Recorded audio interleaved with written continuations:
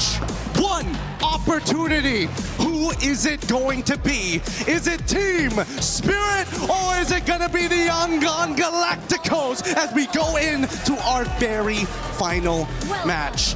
Yangon, they're showing a different side of their draft, but even for Team Spirit, the bans tell you a lot. The amount of respect that both of our warriors have put here today will not be forgotten in our history books of MLBB eSports. And you got to take those gambles in a Game 7. You can't just play around comforts. Well, you can, but obviously, look at this composition. YG, again, they pull off a composition, that unorthodox, all-in style from the match, or the game rather, that we saw against Falcons. It was all in, no frontliner. It's just Blink.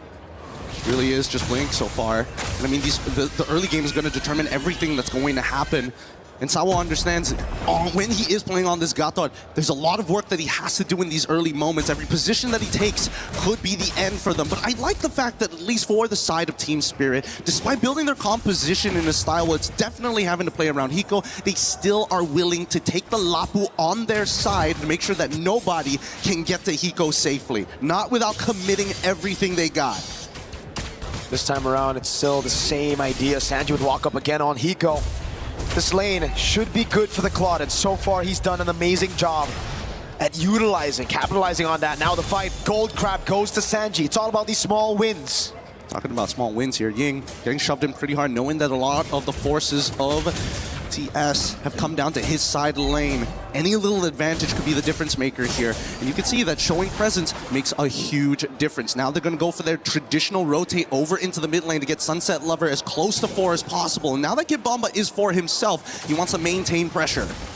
So far, Kaiser hasn't landed a single Abyssal arrow at the start of the game. That's going to be the bravest fighter from Bomba, zoning Han away. Blade Surge Blink out of the way. Ying making his way back in again. The retribution from Zaur, claiming the first turtle of game number 7.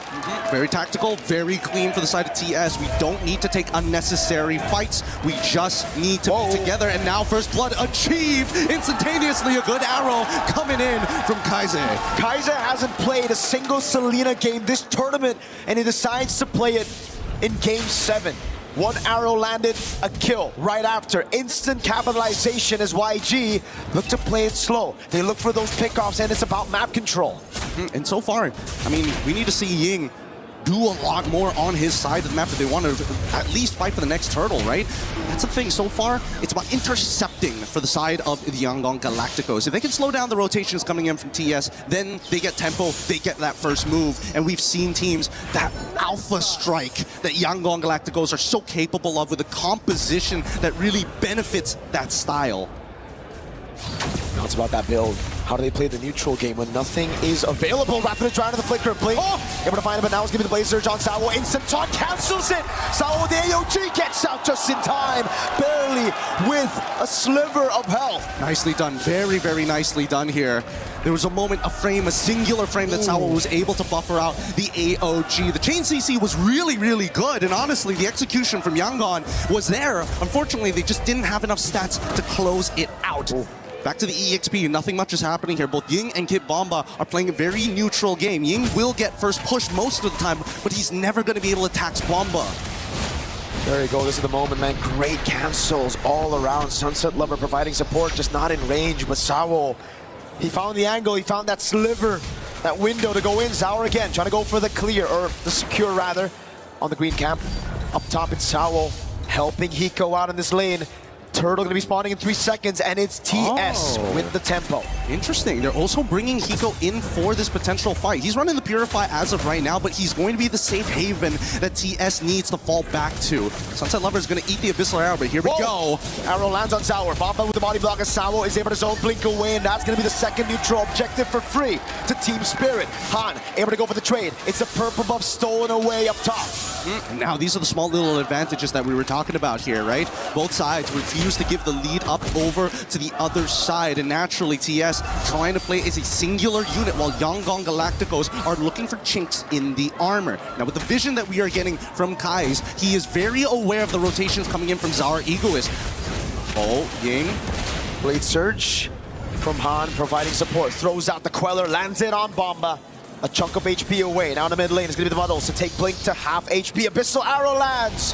but it's only on to Sawo. Now in the bottom lane, he's getting the jungle. Oh, red tree win for Han with that second skill, Sky Piercer. Sky Piercer, rather interesting, but now, as we see Sanji get out of the way here, and we're also seeing Hunter Strike being built by Ying as first item, not even opting to go Fury Hammer into War Axe. No, he just needs the instantaneous burst. We have to pull out the items. We have to see what items Bomba has gone for as well, because there's so much damage physical from YG. Bomba needs that Dreadnought armor or he's gonna get popped. The motions on the map is already telling us something here, right? We're already seeing that Ying has moved over into the mid lane, while the rest of the team is trying to cover for a potential attack from the side of TS. They read it out very, very well to clear out the Lethal Wanderer, to deny that vision. Unfortunately, no, wait, hold on. This is a deep cut. This is a greedy cut. This might be too deep, actually. He dashes away, has the Bravest Fighter, is able to bait some resources, but it's going to be the Bravest Fighter on cooldown, though. And also the Retribution as well, right? So now 15 seconds left. Blink flickers too. TS with a small win. Set up by Bomba, another flicker. They graze the chin. They graze the chin, and now they have an opportunity. Sanji is out of there. This should be a no contest unless they get hit by an Abyssal Arrow and gets one shot. But Sunset's Lover is still holding on to the Wrath of the Dryads. It's still 50-50 here. Let's see it. He go to the muddles. Wrath of the Dryad already made it. Sauer walks up again, is able to go for the untargetable. Han gonna be taking a half HP as Bomba walks in with Bravest Fighter! And he picks up the kill. Now onto Kaise he goes. 3 turtles, all at TS. Oh! And they go even further underneath the turret. They take him out. Sunset Lover kills Sanji. Team Spirit have been on the back foot the last 2 games. Game 5, Game 6, it was a YG stop. Team Spirit in this game, through the neutral objectives they played, they waited, they built those small wins, and then it exploded on YG. You can feel the frustration, you can feel the history in their movements. They understand what this game means to not only them, but every sacrifice they've made up until this point. God-given or not, right now, that's all they've got to be. They just have to have some faith that every move is going to work out. Looking at the items finally, thank you Zipper. We already see no completed items actually for the side of Han. Bomba with a stun with the Bravest Fighter. That's going to be the taunt coming down as well, but that's going to be Sunset with a walk up, and that's going to be Bomba with a bit more damage. Hiko lands the muddles, goes in and finds the kill on Blink. Get the trade. And on the opposite side, Ying tries his best, but no, Zara able to iframe out of there, still having that level lead. He can't go for this. No, it's dangerous. You know that he's going to instantly get there, and Zara, he's already on top of it. At this stage, TS, they're now starting to probe in enemy territory to see what's going to go happen. But, ooh, man, there's a lot of like weird moments in this game, especially from Yangon. And sometimes it's like they forget, oh yeah, we can't really force without our battle spells. So I think Yangon, they just need to take a step back. It's about the timing of when they attack, not how hard they hit. Catching your opponents off guard. That's when the knockout happens. It's the punches you don't see, and YG definitely didn't see that. Now, did he see this? Han walks up to aggressive 3 members of Spirit Corral. That's creativity there. Again, TS not only taking into account the habits that have been made and little details in this game, but now they're getting really personal with each other, really taking into the account which camp he wants to be on and how he likes to chain his abilities. Bomba. The Bravest Fighter again on Blink. Now the muddle's coming down as well as the sun doesn't land, but that's the Abyssal Arrow set. Oh, Sour, Retry. Close, very, very close. And even Ying was looking to get into position, but unfortunately could not find the angle at this point of time. Technicality from TS is immaculate here. And now they are really finding their motion with the next 2 item purchases, the Golden Staff and that Lightning Truncheon coming in from Sunset Lover. Kaise, he's got to be very, very careful jumping into these fights. The same can be said about Han. Ying has been a little out of it for a good amount of time, which is rather surprising. I would have imagined that he would be there in first position.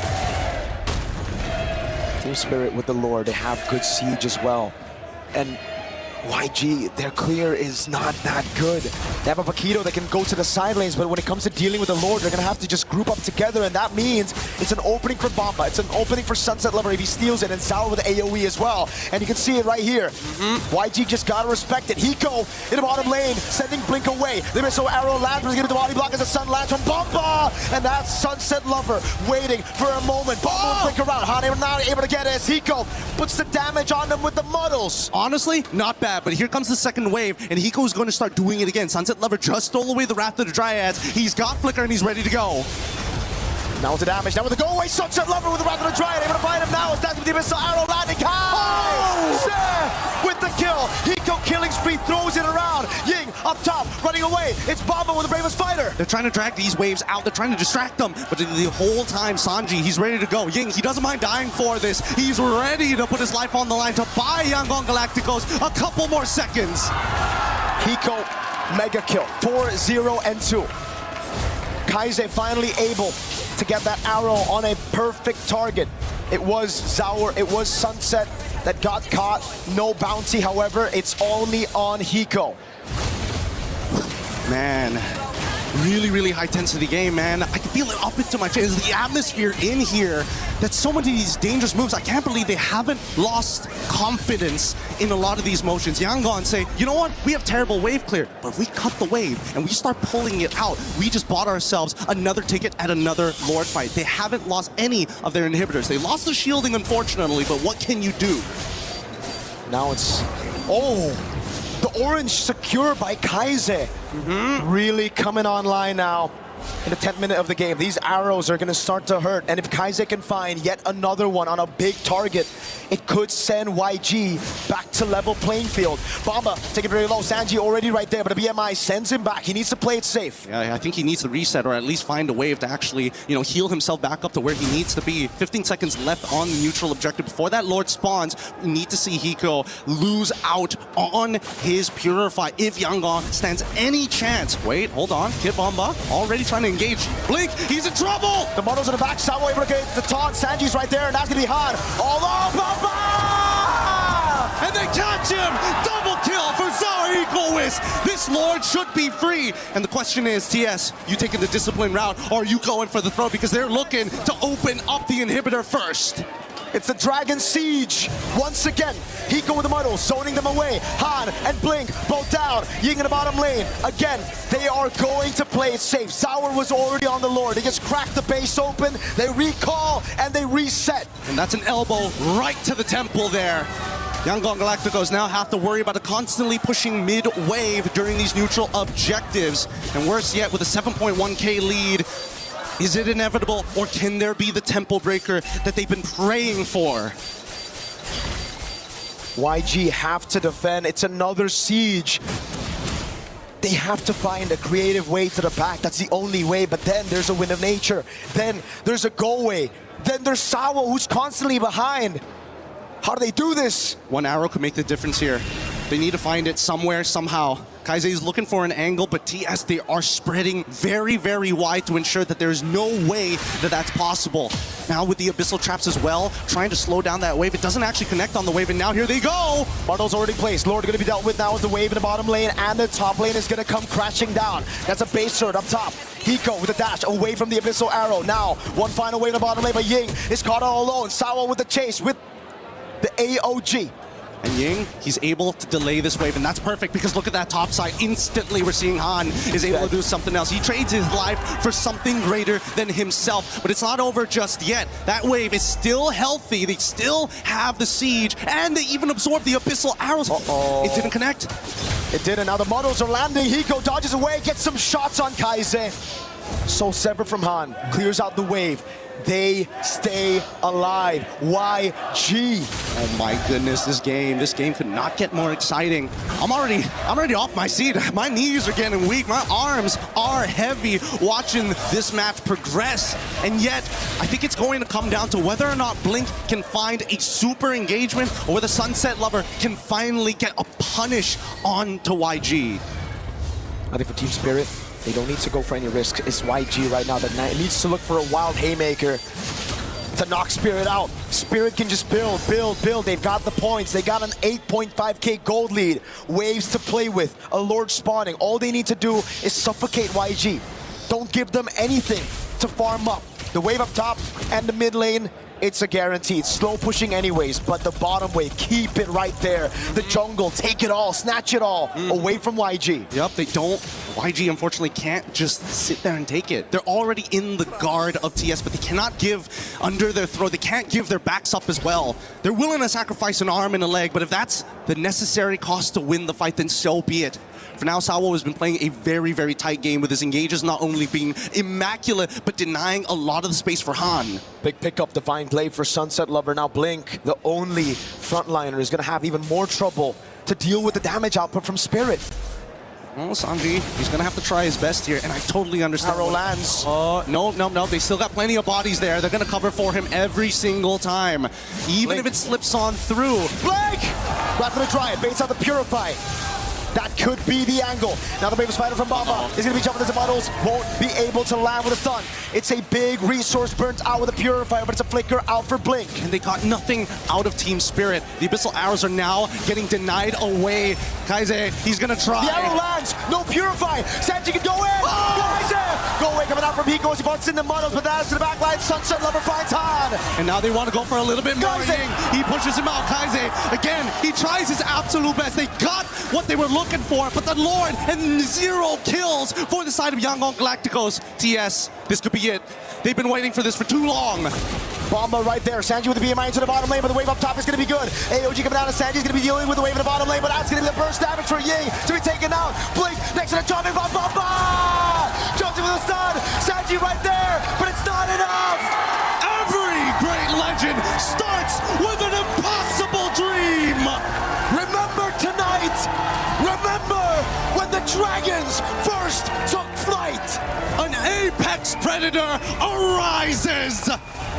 The dragons have awoken! Team Spirit are your champions!